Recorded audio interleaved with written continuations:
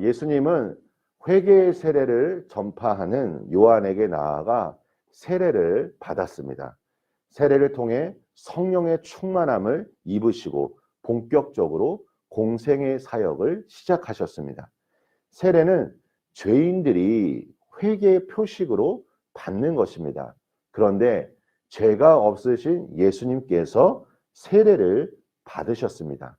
이것은 어떤 의미일까요?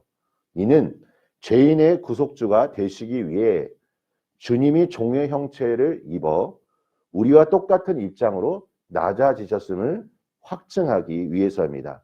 또한 예수님이 세례를 받으신 사건은 매우 중요합니다. 이는 요한이 전하고 있는 사역과 요한이 전하는 하나님의 말씀을 예수님께서 인정하셨음을 의미하기 때문입니다. 그리고 이 세례 사건을 통해 어떠한 일이 일어났습니까? 성령의 임재하심. 또 하나님 아버지께서 아들 예수님을 무한히 사랑하시고 기뻐하신다라고 말씀하였습니다. 누가복음 3장 22절을 보십시오. 성령이 비둘기 같은 형체로 그의 위에 강림하시더니 하늘로부터 소리가 나기를 너는 내 사랑하는 아들이라 내가 너를 기뻐하노라 하시니라. 여러분, 이 음성은 예수님이 하나님의 아들임을 확증해 주셨습니다. 또한 세례 받으시는 중에 성령이 예수님께 임하심으로 선지자 이사야가 오래전에 예언한 그 메시아에 대한 약속이 성취된 것을 우리는 발견할 수 있습니다. 이사야 선지자는 말합니다. 그리스도께 하나님의 영이 임하고 그분이 성령에 의해 기름 부음 받을 것을 예언하였습니다. 예수님은 성령의 능력으로 메시아의 사명을 감당하셨습니다. 그런데 더 놀라운 것이 또 무엇이냐면 예수님의 사명이 믿는 우리들에게도 동일하게 주어졌다는 것입니다. 그래서 우리도 나를 향하여 말씀하시는 하나님의 그 음성을 들어야 합니다.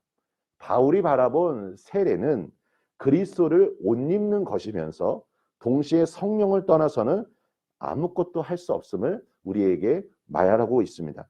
그리스도의 삶이란 세례를 통하여 들어가게 된 성령 안에서의 삶이며 새로운 언약으로 참여하는 것을 의미합니다.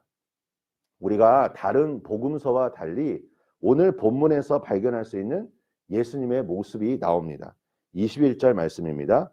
백성이 다 세례를 받을세 예수도 세례를 받으시고 기도하실 때 하늘이 열리며, 즉 예수님은 하나님께서 맡겨주신 일을 하실 때 항상 기도하며 감당하셨다는 것입니다. 우리 사랑하는 성도 여러분, 우리가 세례를 받았다는 것이 어떤 의미입니까? 그리스도와 연합함을 의미합니다. 그리스도로 옷 입는다는 것, 옷은 정체성을 의미합니다. 내가 하나님의 자녀임을 확신하고 또 하나님께서 나를 사랑하신다는 분명한 그 믿음을 가지고 우리에게 맡겨진 사명을 감당해야 할 것입니다. 예수님이 사역을 시작하기 전에 족보가 소개되고 있습니다. 마태는 예수님에 대한 족보를 어떻게 기록하였습니까? 아브라함의 후손, 즉 유대인의 왕이라고 소개했습니다. 반면 누가는 예수님이 아담의 후손이시며 나아가 하나님의 아들이다라고 말합니다. 예수님의 족보를 아브라함을 넘어서 아담까지 기록하므로 예수님의 사역의 대상이 모든 사람임을 나타낸 것입니다. 예수님의 조상인 아담은 불순종함으로 인해 인간과 하나님과의 관계를 단절시켰습니다. 아담의 죄로 인해 모든 사람이 죄인이 되고 하나님의 영광에 이르지 못하였습니다. 그런데 아담의 후손으로 오신 예수님은 하나님께 온전히 순종하셔서 모든 사람의 의로운 길을 열어놓으셨다는 것입니다. 누가는 이방인이면서 그리스도인이 된 사람으로 사도 바울과 함께 그리스도의 사역이 무엇인가를 전해 주었습니다.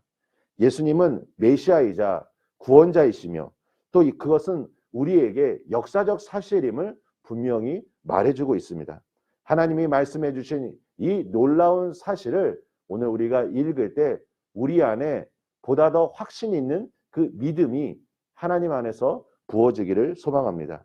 이러한 예수 그리스도의 사역은 우리 모든 인류에게 소망을 가져다 줍니다. 우리는 예수님이 어떠한 분인지 알아야 합니다. 예수님은 이 땅을 구원하시기 위해 오신 하나님의 아들이시오, 또 유일한 왕이십니다. 예수님이 우리 삶의 주인 되실 때 세상은 우리를 위해 예수님이 지금도 살아계셔서 통치하고 있음을 알게 될 것입니다. 사랑하는 성도 여러분, 오늘 이 본문 말씀을 통하여 우리가 성령 안에서 날마다 살아야 함을 분명히 기억하고, 또 하나님께서 우리 성도님들에게만 주신 하나님의 사명이 있다는 것, 그리고 이 사명은 우리가 예수님처럼 기도를 통해 해야 한다는 것을 분명히 알아 오늘도 성령 안에서 주님의 임재 안에 거하시고 승리하시기를 예수님의 이름으로 축원합니다.